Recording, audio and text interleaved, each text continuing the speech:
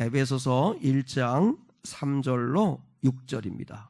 에베소서 1장 3절로 6절 말씀입니다. 자, 함께 받들겠습니다. 찬송하리로다. 하나님 곧 우리 주 예수 그리스도의 아버지께서 그리스도 안에서 하늘에 속한 모든 신령한 복을 우리에게 주시되 곧 창세전에 그리스도 안에서 우리를 택하사 우리로 사랑 안에서 그 앞에 거룩하고 흠이 없게 하시려고 그 기쁘신 뜻대로 우리를 예정하사 예수 그리스도로 말미암아 자기의 아들들이 되게 하셨으니 이는 그가 사랑하시는 자 안에서 우리에게 거저 주시는 바 그의 은혜의 영광을 찬송하게 하려는 것이라. 아멘. 구원의 목적이라고 하는 제목 가지고 함께 말씀을 나누겠습니다. 구원이란 하나님의 선물이다. 그리고 구원의 5단계가 있다. 나는 어디까지 구원이 와 있는가 하는 걸 지난주까지 나누었고, 오늘은 하나님이 왜 우리를 구원하시려고 하시나, 왜 구원하려고 하시나. 요한복음 3장 16절로 17절의 말씀 잘 아시는 말씀이죠. 함께 한번 같이 암송해 볼까요? 하나님이 세상을 이처럼 사랑하사 독생자를 주셨으니 이는 그를 믿는 자마다 멸망하지 않고 영생을 얻게 하려 하심이라. 하나님이 그 아들을 세상에 보내신 것은 세상을 심판하려 하심이 아니요 그로 말미암아 세상이 구원을 받게 하려 하심이라. 16절까지만 외우고 다니셨죠, 그죠? 16절 말씀만 믿어도 구원받는 데는 지장은 없는데, 하나님이 우리를 사랑하신 이유, 독생자 예수님을 이 땅에 보내신 이유, 그를 믿으면 멸망하지 않고 구원받는 이유는 바로 하나님은 구원하고 싶으시다는 거죠. 하나님의 원래 우리를 향하신 마음은 심판하는 게 아니고 한 사람이라도 더 건져서 구원하고 싶어 하신다는 것이죠. 그래서 하나님이 그 아들을 보내신 것은 세상을 심판하려 하심이 아니요 세상을 구원하려 하십니다. 이 하나님의 마음을 여러분이 꼭 알 수 있기를 축복합니다. 그럼 왜 하나님이 우리를 구원하고 싶어 하시나? 왜 우리 하나님을 이렇게 구원하고 싶어 하시나? 그 구원의 목적이 있습니다. 오늘은 한 가지 이 말씀을 중심으로 나누려고 하는데 3절입니다. 자, 3절 한 번만 더 같이 보실게요. 3절 한 번만 더 같이 봅니다. 시작. 찬송하리로다. 하나님 곧 우리 주 예수 그리스도의 아버지께서 그리스도 안에서 하늘에 속한 모든 신령한 복을 우리에게 주시되. 우리를 구원하신 목적은 뭐냐면 신령한 복을 주시려고요. 한번 따라하겠습니다. 우리를 구원하시는 목적은 신령한 복을 주시려는 것입니다.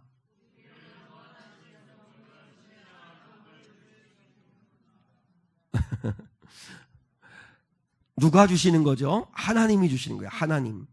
사람이 선물을 주어도 받을 때 기분 되게 좋죠. 근데 하나님이 주시는 거예요. 하나님이 주시는 거니까 얼마나 굉장하겠어요. 주시는 자가 하나님이신데 하나님이 주시는 복은 스피리추얼 블레싱입니다. 그러니까 영적 복입니다. 영적 복, 신령한 복, 스피리추얼 블레싱이라고 합니다. 그러니까 이 땅의 복, 물질의 복, 현실의 복과 다른 하나님이 주시는 복은 신령한 복이다 라고 하는 것입니다. 하나님과 우리 사이의 간극은 뭐냐면 하나님이 주시려고 하는 복과 우리가 받으려고 하는 복이 다르다는 데 있습니다. 이 간극이 신앙생활을 해도 기쁘지 않은 거예요. 왜냐하면 별로 받는 게 없는 것 같아요.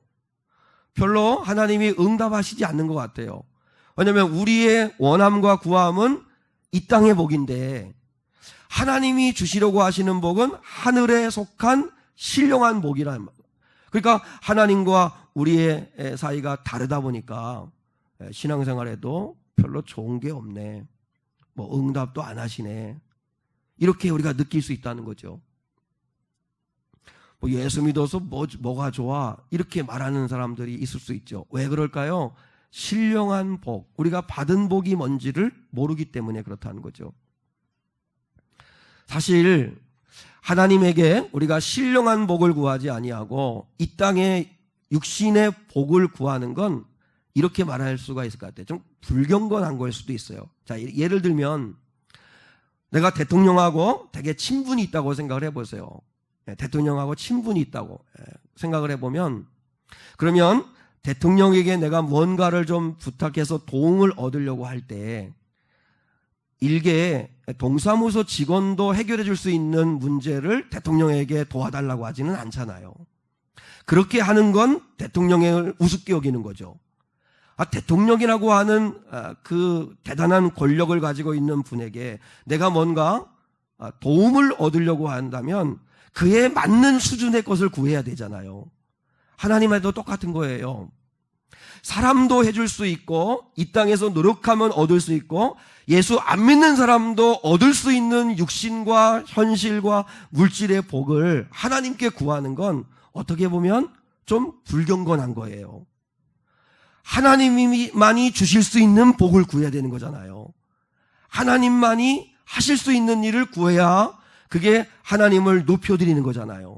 근데 우리는 사람도 할 수 있는 일, 안 믿어도 할 수 있는 일, 그런 것들을 하나님께 구하고 있는 건 아닌지 우리가 돌아볼 수 있어야 된다는 거죠.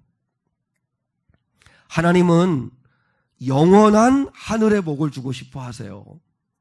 근데 이게 영의 눈이 열리지 않으면 잘 몰라요.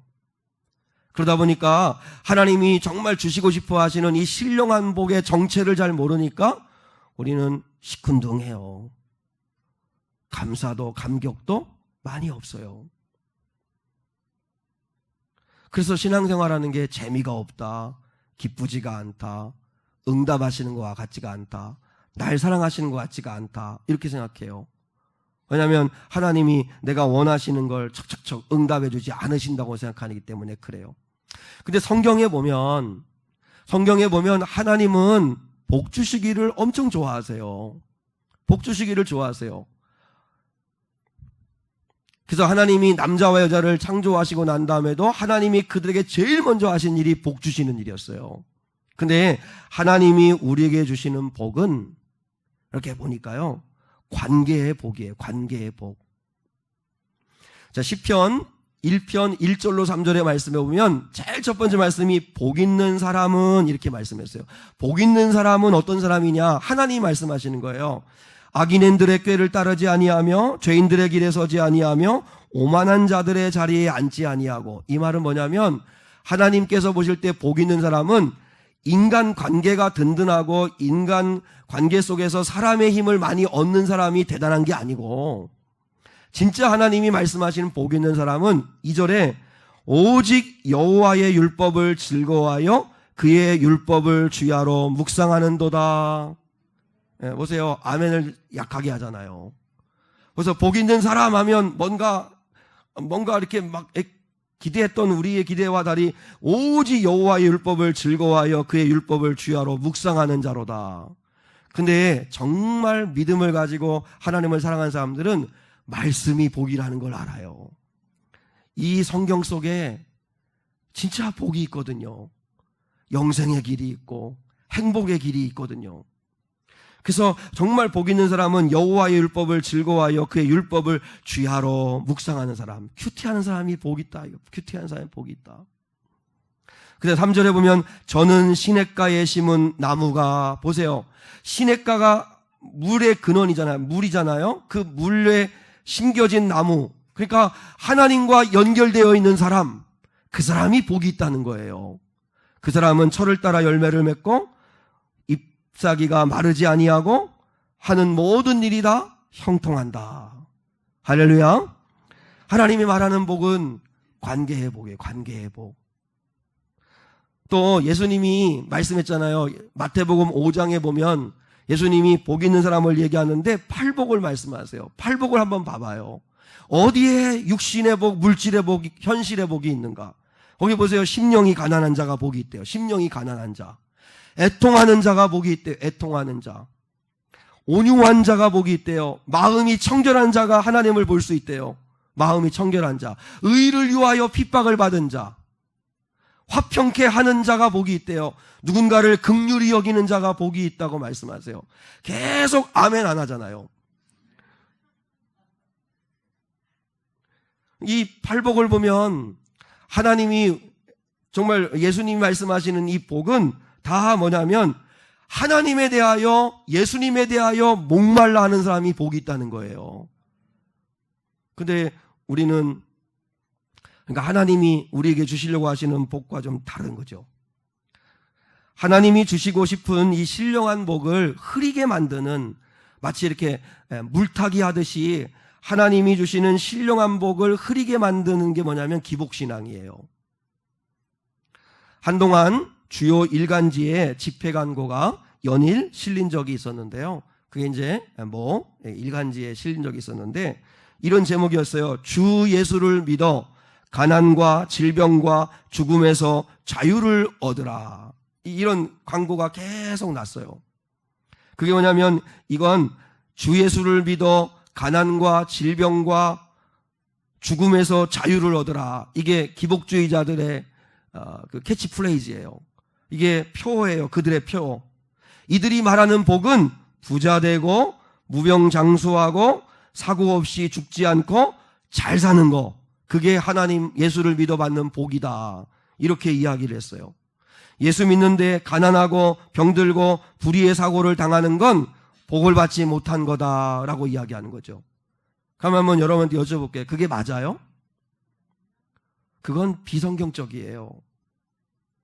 예수를 믿으면 부자 돼야 하고, 예수를 믿으면 무병장수해야 되고, 예수를 믿으면 사고 없이 잘 살아야 된다고 하는 말은 성경에 대한 몰이해고 아전인수격인 성경 해석이에요. 누구나 다 알 수 있는데 왜 이런 걸 주장할까? 왜냐하면 사람들이 듣고 싶어하고 듣기 좋아하니까 그래요. 그러니까 듣기 거북하고 불편한 거는 빼버리고 듣고 싶어하고 듣기 좋은 이야기만 해주다 보니까 그러니까 기복신앙으로 가요. 성경에 보면 가난하게 산 사람들, 병이 들어서 산 사람들, 복음을 전하다가 순교한 사람들의 이야기는 무수히 많습니다. 그러면 여러분, 그들은 다 실패한 인생들입니까? 복받지 못한 인생들입니까? 구약의 선지자 중에서 오늘 오후 예배 시간에 나눌 그 성경의 인물인데 한번 여러분 맞춰보실래요? 구약의 선지자 중에 가장 많은 기적을 행한 선지자는 누구일까요? 예? 엘리야 아니면 엘리사 같죠, 그죠? 근데 실상은 엘리사예요. 그러니까 엘리야의 제자인 엘리사가 훨씬 더 기적을 많이 행했어요. 근데 엘리사는 어떻게 죽었냐면 엘리야 선지자는 하나님께서 죽음을 보지 아니하고 데려가셨잖아요. 근데 엘리사는 병들어 죽었어요. 병들어 죽었어요. 근데 놀라운 건 자신이 병들었을 때, 살아있을 때 한 번도 병을 고쳐달라고 구하지 않았어요. 이유가 뭐였냐면 엘리사는 분명히 알았어요. 죽음 이후에는 영원한 하나님의 나라에 들어가는 것이라는 것을 믿었어요. 그래서 죽음의 병에 걸려 있지만 그 병을 놓고 기도하지 않았어요. 왜냐하면 죽음도 축복이라는 걸 알았기 때문이에요. 신약의 우리들은 예수를 믿어야 구원받습니다. 그러면 구약의 성도들은 누굴 믿어야 구원받을까요? 하나님을 믿으면 구원받습니다. 하나님이 보시는 건 구약이든 신약이든 믿음을 보시는 겁니다. 하나님의 말씀을 믿느냐, 하나님을 믿느냐, 예수님을 믿느냐, 성령을 믿느냐, 믿음을 보시고 구원하시는 거죠. 그런데 엘리사는 이렇게 병들었을 때에도 하나님의 나라를 믿고 그리고 선지자의 사명을 끝까지 감당하고 갑니다. 기복신앙으로 보면 가장 큰 실패자는 사도 바울입니다. 사도 바울. 바울은 평생 질병이 있었습니다. 하나님께 작심하여 기도했더니 하나님이 노하셨습니다. 복음을 전하기 위해서 스스로 가난해졌습니다. 스스로 청빈한 삶을 선택했습니다. 로마로 죄수로 끌려갈 때는 바울의 모습은 흡사 거지와 같았습니다. 마지막 죽음도 참수형을 당했습니다. 목이 잘려 죽었습니다. 기복신앙을 주장하는 사람들의 말대로라면 사도 바울이 하나님의 사랑을 가장 받지 못한 사람이에요. 기복신앙을 주장하는 사람들의 입장에서 보면 바울은 진짜 우울해야 될 사람이에요. 나는 받은 복이 하나 없어요. 건강도 없죠. 성공하지도 못했죠. 그리고 부유하지도 못하지요. 명예롭게 죽지도 못했지요. 그럼에도 불구하고 누구도 사도 바울을 실패자라고 말하지 않습니다. 에베소서 1장 3절로 14절까지가 원래 한 문장입니다. 헬라어로 보면, 이 원래 원어로 보면 3절 찬송하리로다라고 하는 이 말부터 14절까지가 구원받은 자들이 누리는 신령한 복에 대하여 사도 바울이 숨도 쉬지 아니하고 쉴 새 없이 계속 쏟아놓는 이야기예요. 찬양하리로다, 찬송하리로다 하는 게 4번이 나옵니다. 3절, 6절, 12절, 14절에 계속 사도 바울은 찬송하리로다, 찬송하리로다, 찬송하리로다는 말을 바꾸면 감사하리로다, 다시 바꾸면 기뻐합시다 하는 말이에요. 도대체 사도 바울은 뭐가 기뻐가지고, 뭐가 그렇게 좋아가지고 찬송합시다, 기뻐합시다, 감사합시다 이러면서 이야기해요. 아시죠? 에베소서는 무슨 서신이에요? 옥중서신이에요. 로마 감옥에 갇혀 있을 때 썼던 서신이 에베소서예요. 같이 더불어져 있는 게 뭐냐면 저희가 그렇게 외웠어요. 에빌골몬이라고 이렇게 외웠는데 에베소서, 빌립보서, 골로새서, 빌레몬서가 다 옥중서신인데, 근데 빌립보서에 보세요. 사랑하는 형제들아, 주 안에서 기뻐하라. 내가 다시 말하노니 주 안에서 기뻐하라. 나는 자족하기를 배웠다. 내게 능력 주시는 자에서 나는 뭐든지 할 수 있다. 나는 가난도 해봤고 부유해보기도 하고 높임받기도 하고 낮아져보기도 하고 어떤 형편이든지 나는 자족할 줄 안다. 기뻐하자, 함께 기뻐하자, 이런 이야기를 해요. 어떻게 가능할까요? 어떤 사람들은요, 에베소서 1장 3절로 14절을 읽으면 졸아요. 근데 원래 이 말씀은 사도 바울은 너무너무나 기뻐가지고 찬양하리로다, 찬양하리로다. 왜요? 신령한 복을 받은 걸 알기 때문이에요.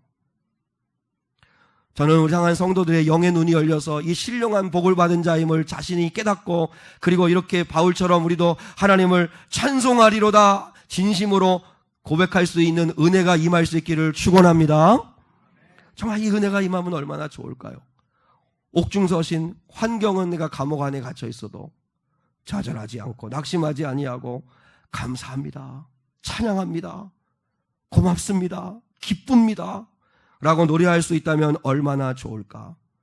오늘 성경에서 3절로 14절에서 신령한 복은 뭘 얘기하냐면 단연 구원의 복이죠. 첫 번째는, 자 4절을 보겠습니다. 4절, 본문 4절이에요. 시작.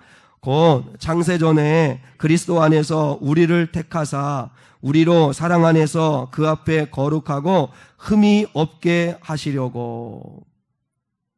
우리가 사랑에 빠지면, 그러면 우리 어제 우봉철 집사님도 신경희 집사님도 결혼했는데 서로 선택한 거잖아요. 선택. 그래서 사랑하면 그 선택이 너무 감사한 거예요. 저 사람이 나를 선택해 줬구나. 또 이 사람이 나를 선택해 줬구나. 이렇게 부부 사이에도 감사하면 선택받은 거에 대해서 감사하는 거죠. 우리 아내는 되게 감사하죠. 그죠? 제가 많은 A, B, C 여성들이 있었지만 우리 아내를 내가 선택했잖아요. 선택. 근데 사람에게 택함을 받는 것도 귀한데 웃지 마요. 오늘 보면 창세전에 그리스도 안에서 우리를 택하사 그래서, 창세전에 하나님이 우리를 그리스도 안에서 택하셨대요. 그래서 지난주에 말씀드렸잖아요. 여기 와 있는 것 자체가 놀라운 하나님의 선택하심의 은혜라고. 이거 내가 오고 싶다고 올 수 있는 게 아니고요. 하나님의 정말 선택하신 은혜가 있었기 때문이라는 거예요. 근데 고린도전서 1장에 보니까 우리를 선택하신 기준이 있어요. 미련해서. 우리 다 미련하잖아요. 엄청 미련하지 않아요? 그리고 지혜롭지 못해서. 문벌 좋은 자가 없다. 내세울 스펙도 없어요. 연약해서, 부족해서. 그러니까 하나님의 선택하시는 은혜 없으면 안 되는 사람들이 우리인데 하나님이 우리를 선택하셨대요. 두 번째 신령한 복은 뭐예요? 신분이 바뀌었어요. 하나님의 자녀가 되었다는 거예요. 자, 5절입니다. 5절. 시작. 그 기쁘신 뜻대로 우리를 예정하사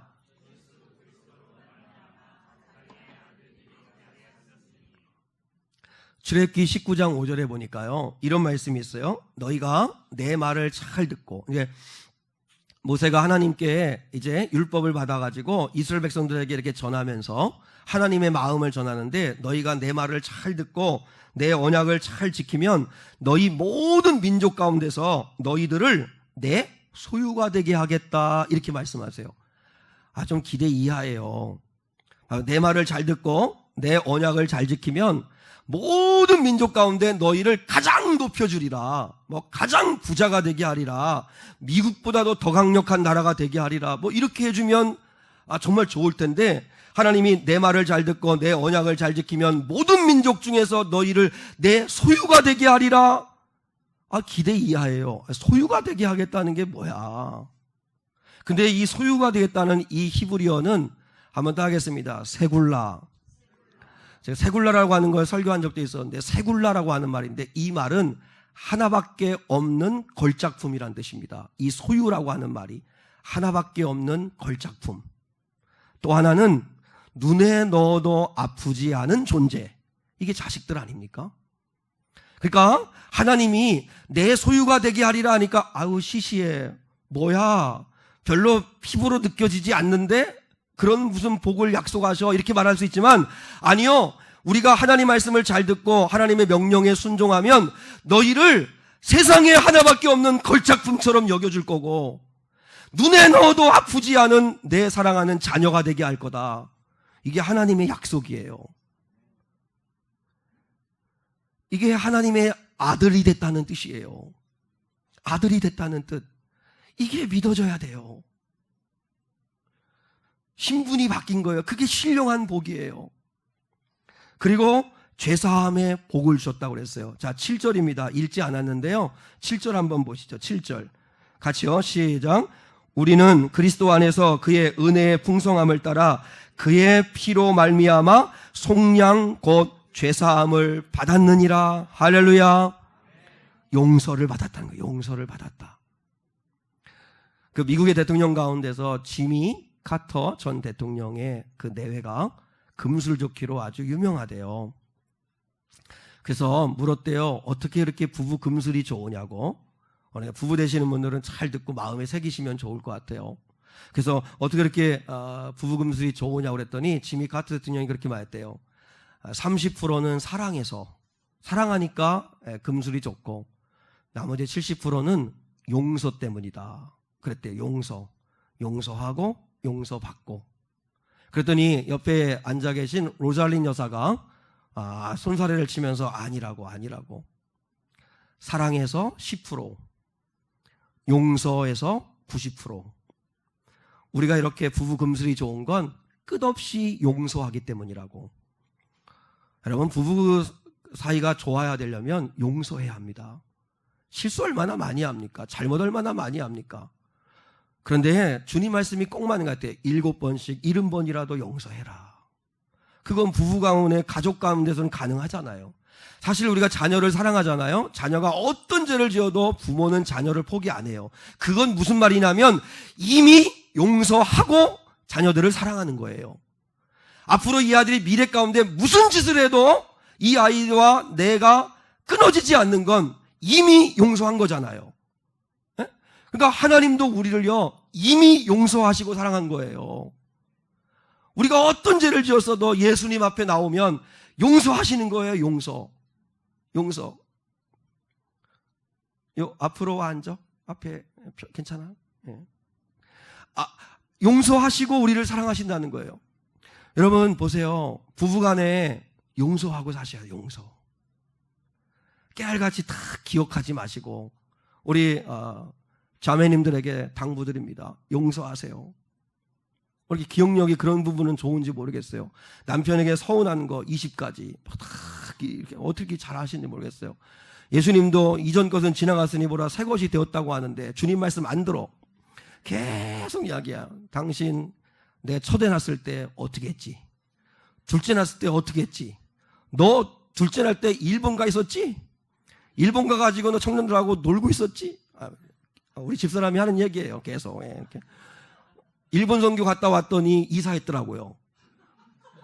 거기서 주소 가르쳐준 게 감사하죠. 그죠? 그러니까 이사를 혼자 다 한 거예요. 혼자 다 하고. 우리 주영이 낳을 때도 또 뭐 청년부다가 뭐 사역한다고 또 뭐 어디 가 있고.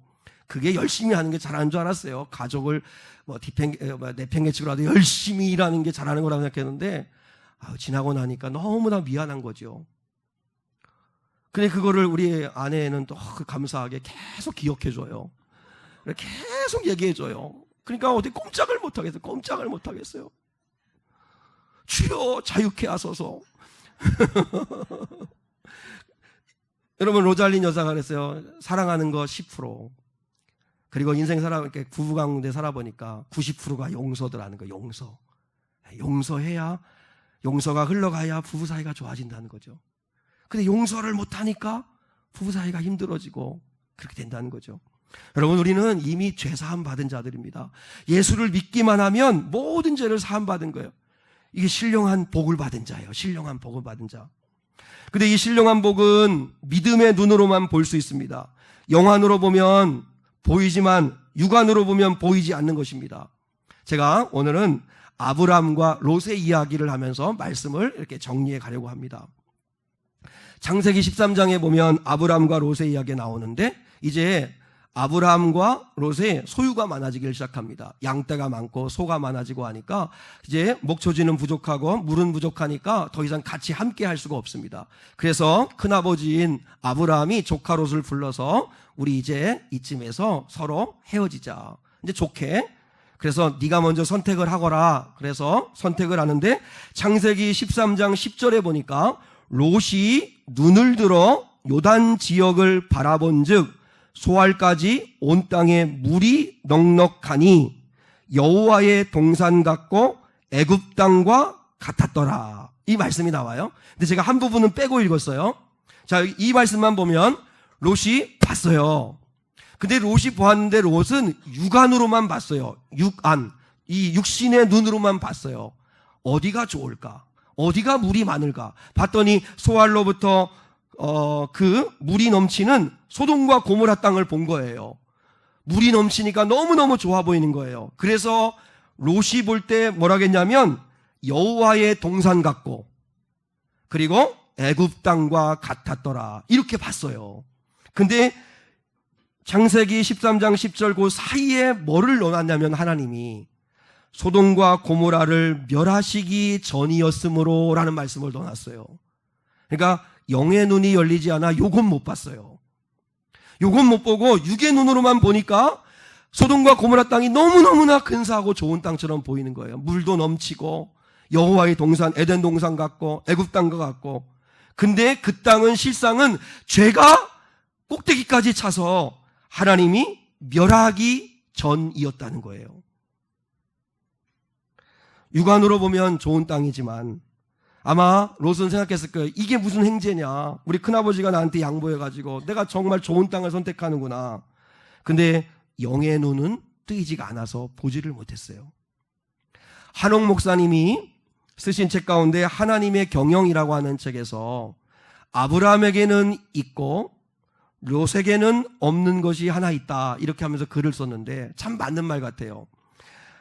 롯은 아브라함이 가졌던 양, 소, 멋진 장막은 있었다.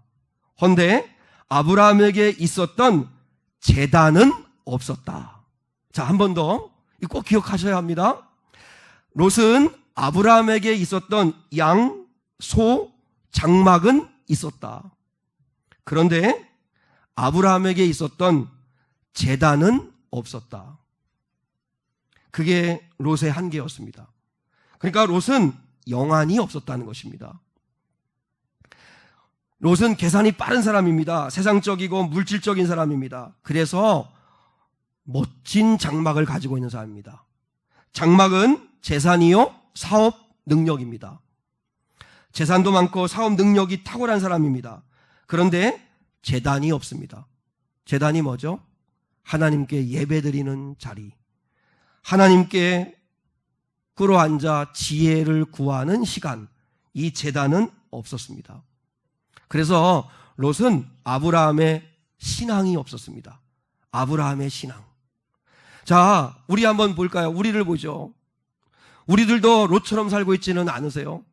육안으로만 보고 살아가고 있지는 않으세요? 이게 복인지 화인지 영적으로 판단하고 믿음으로 판단해야 되는데, 롯처럼 그저 눈에 보이는 대로, 내게 그저 이익되는 대로, 그저 물질적 가치만 가지고, 경제적 가치만 가지고 판단하며 살고 있지는 않으세요? 그게 실상은 화인데, 그게 실상은 하나님과 내 관계를 끊어놓는 것일 수 있는데, 전혀 영의 눈이 닫혀 있어가지고 보지 못하고 자라고 있지는 않아요. 근데 우리는 어떻게 생각해요? 내가 똑똑해서 잘 결정하고 잘 산다고 생각해요. 그래서 양도 있어요, 소도 있어요, 장막도 준비했어요, 좋은 집도 마련했어요. 근데 재단이 무너졌어요. 재단 없는 인생은 절대 복 있는 인생이 될 수 없습니다. 양과 소와 장막은 없더라도 재단은 무너지면 안 됩니다. 성도들은 어떤 인생을 어떻게 살아야 될까요? 롯이 떠나고 난 다음에 하나님이 아브라함에게 오셨습니다. 창세기 13장 14절에 넉절 뒤에 이렇게 말씀합니다. 롯이 아브라함을 떠난 후에 여호와께서 아브라함에게 이르시되 너는 눈을 들어 너 있는 곳에서 북쪽과 남쪽 그리고 동쪽과 서쪽을 바라보라. 아브라함은 소돔과 고모라 성을 차지하지는 못했지만 하나님을 얻었습니다. 하나님을 얻었습니다. 이게 제일 중요합니다. 하나님을 얻는 거. 당장은 육안으로 보기에 소돔과 고모라 땅 얻으니까 내가 승리한 것 같고 내가 성공한 것 같죠? 아니요. 하나님을 놓치면, 그러면 결국은 그 땅은 멸망하기 전이었다. 근데 하나님을 얻으면 하나님이 가지고 오시는 비전이 있고, 하나님이 가지고 오시는 축복이 있고, 하나님이 가지고 오시는 새로운 장소가 있습니다. 사랑하는 성도들도 살다 보면 돈을 잃을 수도 있고 손해를 보기도 하고 그럴 수 있는데요, 그럼에도 불구하고 하나님을 놓치시면 안 됩니다. 왜냐하면 하나님이 복의 근원이십니다. 여러분, 하나님께서 인간이 줄 수 없는 축복을 가지고 오시는 분입니다. 여러분, 그렇다고 해서 우리 하나님은 우리 이 땅의 문제에 무관심하신 분이 절대로 아닙니다. 너희들이 가난하든 말든 병들었든 말든 아니면 핍박을 받든 말든 시험에 들든 악에 빠지든 나는 몰라. 하나님은 그렇게 우리의 일상의 삶에 무관심하신 분이 절대로 아닙니다. 근데 예수님이 그 복을 받을 수 있는 방법을 가르쳐 줬어요. 그게 마태복음 6장입니다. 마태복음 6장 33절에 있는 말씀처럼 한번 따라하겠습니다. 너희는 먼저 그의 나라와 그의 의를 구하라. 그리하면 이 모든 것을 너희에게 더하시리라. 우리는요, 육안으로 먹을 것, 마실 것, 입을 것, 장막, 소, 양 이거 얻어내려고 애쓰고 노력하죠. 그러지 마시고 주님이 말씀해서 이거는 하나님을 아버지로 모시면 아버지가 알아서 자녀에게 주듯이, 여러분, 우리가 아이를 낳으면 부모님들은 미리미리 준비합니다. 아이들 대학 갈 거면 미리미리 대학 갈 거 준비해 놓습니다. 왜요? 그게 부모니까. 우리 하나님 아버지도 똑같다는 거예요. 그러니 대신 너희는 그의 나라와 그의 의만을 구해라. 뭐예요? 제단 쌓아라, 제단. 양과 소와 장막은 있으면서 제단이 무너지면 안 된다. 제단을 쌓아야, 그러면 하나님이 오시고 하나님을 얻으면 그분이 복을 주신다. 여러분, 그리스도인의 신앙생활의 목적은 세상의 복이 아닙니다. 우리는 신령한 복을 받으려고 하는 것입니다. 신령한 복을 받은 자가 먼저 그의 나라와 그의 의를 구하는 자요. 먼저 그의 나라와 그의 의를 구하면 하나님은 우리의 일상에 필요한 것 아버지신데 왜 더하여 주시지 않겠습니까? 근데 우리가 이걸 놓치니까, 제단이 무너지니까, 그래서 할 수가 없는 거죠. 사랑하는 사람들이 이렇게 말하잖아요. 달링, 내가 지금 선물 가지고 가고 있어. 막 기대요. 요놈이 무슨 선물을 사올까? 다이아일까? 케이크를 가지고 오면 케이크 속에 뭔가 있나 보다. 조심해서 씹어야지. 아니면 뭐 트렁크가 그렇게 막 열리면서 뭐 이렇게 뭔가 주는 걸까? 뭐 이렇게 기대하는데, 이 아이가 사랑하는 사람이 딱 왔는데 내가 선물이야 이렇게 말하면, 여러분 정말 사랑하는 사람 관계에서는 그 자체만큼 축복이 없습니다. 그렇지 않아요? 그 사람을 보는 것만큼 행복한 게 어디 있어요? 근데 이제 지금 웃은 분들 있죠. 비웃으신 분들 있잖아요. 그분들은 그런 거 필요 없어. 이제 이러면서 이제 다른 걸 원하는 거죠. 다른 거. 이가 깨지더라도 뭔가 반지를 좀 씻고 싶고 뭐 이러는 거죠. 그래서 여러분, 하나님이 주시는 복은 이 사람은 이런 것 같아요. 내가 복이라, 내가. 그래서 자기 자신을 주시잖아요. 자기 자신을 주세요. 너는 나로 만족 안 되냐? 나는 예수님을 준다. 예수님은 나를 너희에게 준다. 마치 내가 선물이야 이렇게 말씀하는 거 똑같잖아요. 근데 그분을 얻으면 그럼 뭐가 걱정할 게 있어요? 하나님을 얻으면 뭐가 걱정할 게 있어요? 그분이 하실 건데. 할렐루야. 여러분, 이 복을, 이 신령한 복을 받아 누리시는 거룩한 저와 여러분 될 수 있기를 주님의 이름으로 축복합니다.